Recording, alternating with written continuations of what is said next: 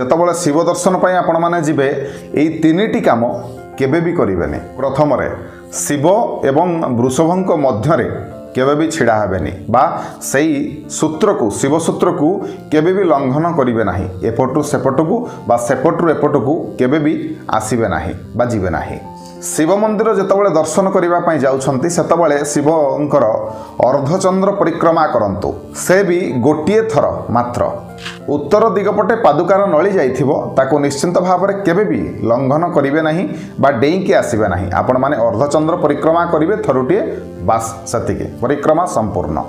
ଶିବ ଦର୍ଶନ ପରେ କେବେ ବି ଯେତେବେଳେ ଦର୍ଶନ କରିବା ପରେ ଫେରୁଛନ୍ତି ପିଠି ଦେଖାଇ ତୁରନ୍ତ ପିଠି ଦେଖାଇ କେବେ ବି ପଛକୁ ଫେରି ଆସିବେ ନାହିଁ।